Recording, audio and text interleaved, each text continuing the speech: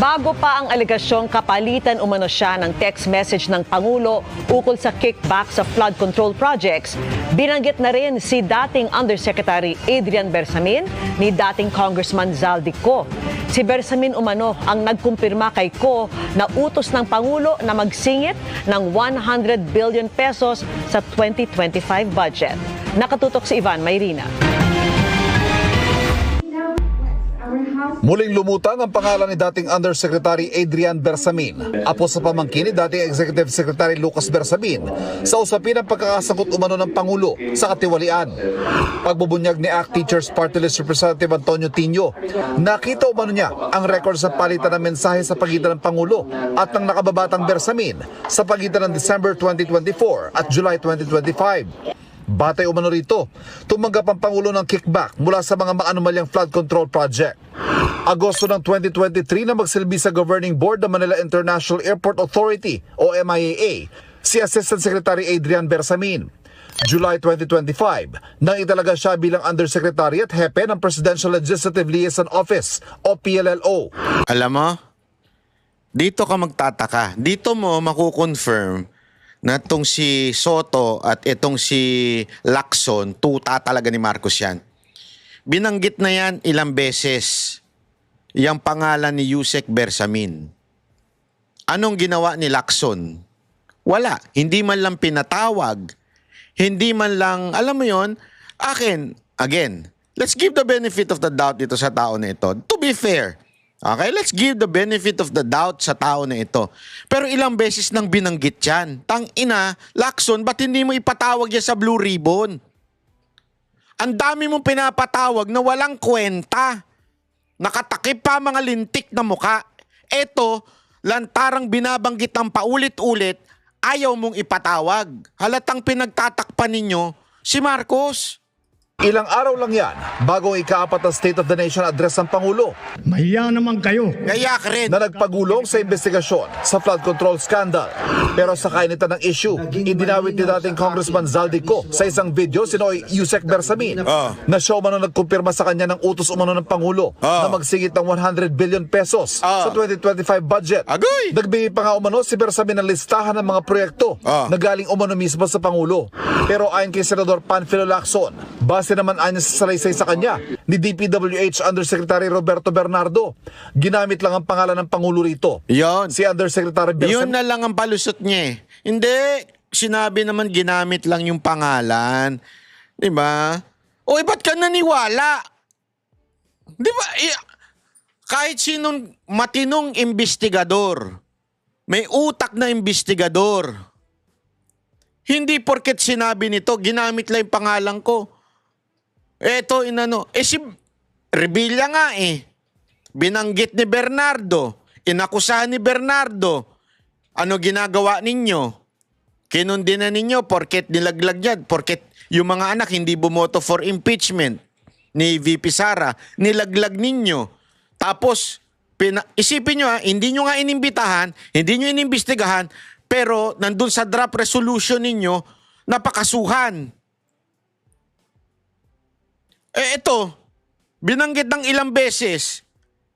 Tapos, sinabi lang, hindi kasali yan. Hindi, ginamit lang yung pangalan ni Marcos. Ba't hindi nyo pinatawag? Sana man lang tinanong ninyo, inimbestigahan ninyo kung nagsisinungaling o hindi. To be fair, hindi yung kung ano is pasok dun sa kwento ninyo, yun lang ang iimbitahan ninyo. Yun lang ang akusahan ninyo, yung pasok lang sa kwento ninyo. Pero yung sa madadamay na si Romualdez, madadamay na si Bongbong Marcos, ayaw nyo nang imbitahan. Anong katarantaduhan niyan, Lacson? At si Education Undersecretary Trijib Olivar lang daw ang nakinabang dito. Muli naming hininga ng pahayag si Undersecretary Adrian Bersamin sa pamamagitan ni dating Executive Secretary Lucas Bersamin. Ayan nga eh, naglahong parang bula eh. Hindi nyo inimbitahan. Yung tatlong nag-resign na sekretary na binanggit, bakit hindi nyo inimbitahan? Putang, lokohan to eh. Pero hindi pa kanya ito sasagot o magbibigay ng reaksyon sa ngayon. Pero nangako nakatatandang Bersamin na sasagutin ng apo ang mga alegasyon sa takdang panahon. Dati nang itinanggi ni Bersamin at ni Olivar ang mga aligasyon. Para sa GMA Integrated News, Ivan Mayrina, nakatutok, 24 oras. Di ba? O ito, panoorin nyo ito ha. Makikita ninyo yung a little bit story about this text message, di umano, allegedly, ni Bongbong Marcos mismo ha. Ni Bongbong Marcos. Text ni Bongbong Marcos. And joining us this morning is Caloocan 2nd District Representative Egay Eriza himself. Good morning, Congressman, and welcome to Morning Matters. Morning, Pauline. Morning. Okay, Congressman, marami po tayong pag-uusapan this morning, but let's start with the supposed text messages between President Marcos and former USEC Adrian Bersamin. You said, Kong, na nakita nyo ito personally, but tell us, what exactly did you see in these documents and how convincing were they for you? Well, there were exchanges of text messages between the allegedly from the cell phone number of the president. Pero pinakitang number, smart, 0918. Hindi ko na lang matandaan kung ano yung mga kasunod na numbers. At yung isang number din daw na according to Congressman Leguiste from the cell phone of USEC Adrian Bersamin. So pinakita sa amin yung buo, medyo detalyado, which includes also text messages na hindi lang tungkol sa dito sa almost 8 billion, kundi meron ding mga ibang text messages tungkol sa ibang matters. But could you confirm, Congressman, that this number is actually the President's cell phone number, since yung nakita nyo lang po ay parang 0918? Hindi ko alam. Number nga yung Presidente.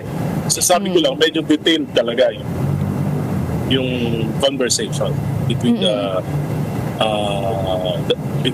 those two numbers. And according to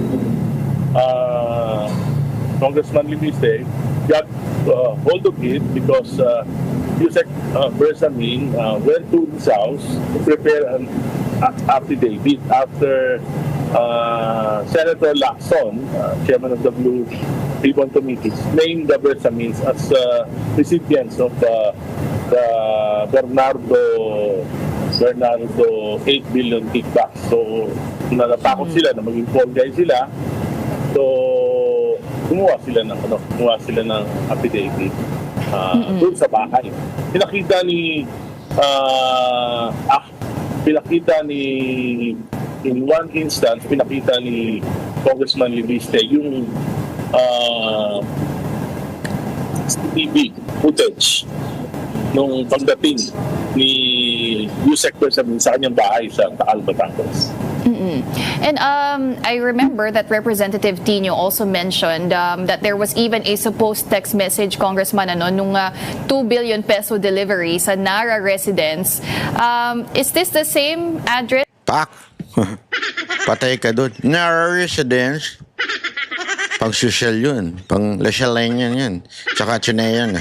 Nara residence. Na tinutukoy din ni former Congressman Zaldico, where he delivered sa bahay umano ng presidente doon sa Forbes Park na Nara Street din. Wala namang nabanggit na gano'n kasi Nara lang, nakalagay Nara. Okay. Parang ang instruction allegedly ng presidente ay to bring the 2 billion Nara. Yun lang, parang Nara. Then may binanggit na pangalan, hindi ko na matandaan. So, medyo detalyado talaga. Kaya nga sabi ko na nalulungkot ako dahil pinatay kagad ng Committee on Justice yung impeachment complaint against the President. Samantalang... Ayan, isa pa yan. Maano sana maki-question sana, mahuhukay na may imbestiga na, pinatay nila yung impeachment complaint. Sa Rule 3, Section 5, yung aming impeachment rules, yung determination ng sufficiency in substance, dapat simple lang. Kung may allegations o recital of facts, tapos kung may nexus ito dun sa isang impeachment offense. Meron naman, kaya lang pinatay kagad. So hindi nagkaroon ng pagkakataon na maipresenta ng Makabayan Black yung kanilang ebidensya at hindi rin nagkaroon ng pagkakataon para madepensa ng ating This effect is called But in other words, Congressman, personally, would you say na kayo po ay convinced that these screenshots and ledgers and materials are legitimate at it's highly improbable that they were falsified? And do you think Congressman Levista can actually vouch for the authenticity of these documents, or would it still need further verification? Well, kailangan talaga i-verify, pero masyadong detailed yung conversation. At ang sabi sa akin ni Kong Leviste, marami pa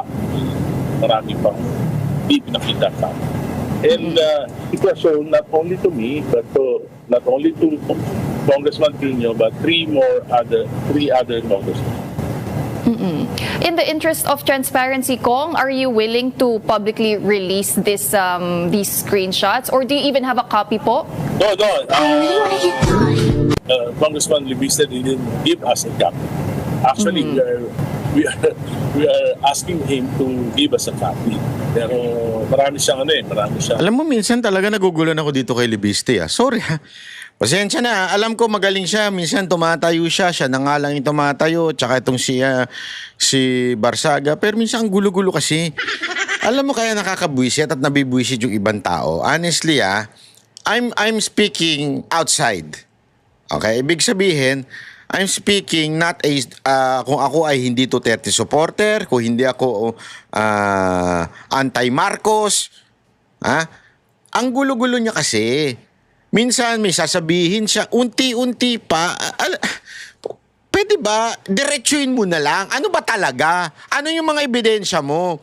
Kasi nag-aantay daw sa proper time. Nagpunta ka na ng Senado nung one time Ba't di mo pa binurgal lahat doon? O kung ayaw man nila, magpa-presscon ka, isa-isahin mo. Eto, ang ebidensya, ganito. Nasa sa inyo na, taong bayan, gagalaw ba kayo, kikilos ba kayo, eto na. Hindi yung unti-unti, bukas may iba na naman, may bago na naman. Sa susunod na araw, sasabihin mo, pinabakasyon ka. Kinausap ka ng nanay mo. Lagi na lang ganun Sorry I'm not against you. Okay? Suportado kita sa mga panawagan mo dyan. Pero wag mo nang inuunti-unti kasi yung drama minsan nakakabwisit yan Sa totoo lang, nakakabwisit na. Tuloy. Mga doubts, marami siyang sabi ko nga sa kanya, you have to take the risk. Kung naniniwala ka dyan, yung ginawa, dapat you have to take the risk.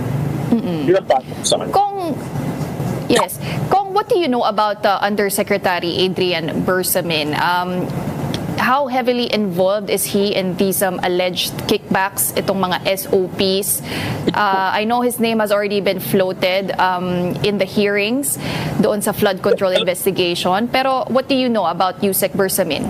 Wala, hindi ko naman siya. Na-meet ko siya siguro once or twice. Pero alam mo, ang problema kasi, yung investigation mismo ng gobyerno laging humihinto. For example, ICI, di ba? Nakita naman natin walang pinuntahan.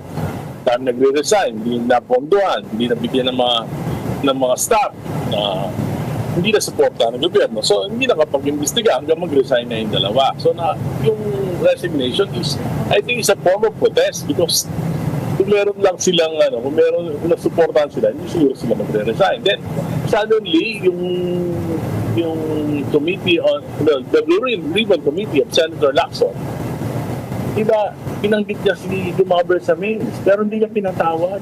Pagkatapos hindi niya na binanggit. Pero sinabi niya, hindi nakarating kay Presidente yung 8 billion, nagpanggap lang ang mga Bersamin, sila ang nakinabang.